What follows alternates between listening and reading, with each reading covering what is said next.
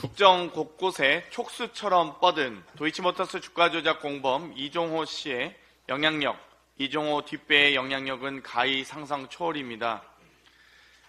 이종호가 지난해 8월 9일 통화에서 조모 경무관을 언급하고 별 2개 치안감을 달아줄 것 같다며 그 정도는 주변에 데리고 있어야 되지 않냐고 했습니다. 그런데 어제 MBC 보도에서 조모 경무관의 수사 외압이 확인됐지만 징계를 받지 않은 사실이 드러났습니다. 조모 경무관은 지난해 10월 5일, 10월 14일 두 차례 영등포 경찰서 수사팀에 전화를 걸어 다국적 조직원들의 마약 사건에 외압을 넣은 것입니다. 본인이 관세청에 같은 정부 일원이라 스스로 침뱉는 것이기 때문에 무리하게 안 할 것이라고 했다. 세관 수사 내용까지 밝히는 건 야당 좋은 일만 시키는 거다 등 당시 수사팀장에게 사실상 세관 수사를 빼라는 압력을 가했던 것입니다. 경로한 윤익은 경찰청장이 감찰 조사를 지시했더니 경찰청은 이러한 외압 사실을 확인하고 감봉 등의 징계 요청을 합니다. 올해 2월 인사혁신처 중앙징계위원회에 넘겼는데 6월 초 인사혁신처는 불문, 징계 처분을 내리지 않았습니다. 이종호 녹취록에서 치안감 승진을 언급한 내용과 함께 치안감 승진 심사를 앞둔 조모 경무관의 징계 조치는 승진의 발목 잡힐까봐 불문에 붙인 것입니까? 임성근의 구명 로비 의혹처럼 이종호가 경무관 구명 로비를 했을 거라는 합리적 의심이 들 수밖에 없습니다. 윤 경찰청장은 이달 4일 직권으로 경고 조치만 했다는 것을 보면 현직 경찰청장을 넘어서는 윗선 라인이 움직였을 것으로 보입니다.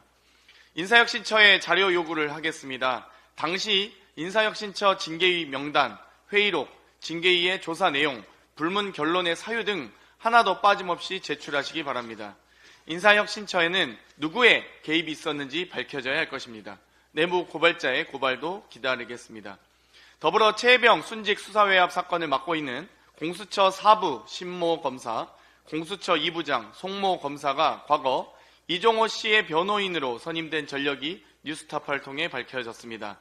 이종호의 변호인이 이종호의 구명 로비를 수사하고 있으니 왜 공수처의 수사가 휴대폰 압수수색조차 못하며 이렇게 더디고 제대로 이루어지고 있지 않는지 알 수 있는 대목입니다. 이런 상황에서 이종호의 허풍으로만 받아들일 수 없는 신비한 일들이 많이 일어나고 있습니다. 오직 특검만이 답입니다. 국정농단의 비선 실세, 이종호 구명 카르텔의 실체를 낱낱이 밝혀가겠습니다. 진술 회유 등 사건 조작으로 올라진 대북 송금 사건으로 이재명 전 대표를 괴롭히겠다는 검찰의 목적에 대법원이 맞장구를 쳤습니다. 이틀 전 대법원은 이재명 전 대표의 대북 송금 사건과 대장동 사건 토지 관할 병합 신청을 기각했습니다. 형사소송법에 따르면 토지 관할이 다른 여러 개의 관련 사건이 각각 다른 법원에 있을 경우 검사나 피고인의 신청에 따라 한 개 법원에서 병합 심리할 수 있습니다. 대법 관계자에 따르면 토지 관할 병합 여부 결정 시 피고인의 이익, 재판의 신속성, 증거 관계 등을 종합적으로 고려한다고 하는데 증거를 증거로 보지 않고 거짓 진술을 신빙성으로 보는 수원지법 재판부에서 재판을 받으라는 것 자체가 피고인의 이익을 완전히 무시한 것입니다. 반면 재판 지연과 선고 회피를 위한 신청이라는 검찰의 병합 반대 주장은 받아들인 것입니다. 이재명 전 대표는 일주일에 최소 2회에서 많게는 4회까지 서울과 수원을 오가며 재판에 출석해야 하는 불이익을 받게 되었습니다. 누구는 압수수색과 소환조사 없이 공손히 서면만 요청하는 반면 누구는 의정활동 등 업무를 방해하고 사실상 감금이나 다를 바 없는 처사를 당하고 있습니다. 무도한 정권 들어 악마 같은 검찰의 행태와 이에 동조하는 법원을 보며 국민의 신뢰는 점점 줄어들고 있습니다. 하루빨리 검찰 법원의 신뢰가 회복될 수 있도록 민주당은 외압 의혹의 진실을 밝히기 위해 박차를 가하겠습니다. 이상입니다.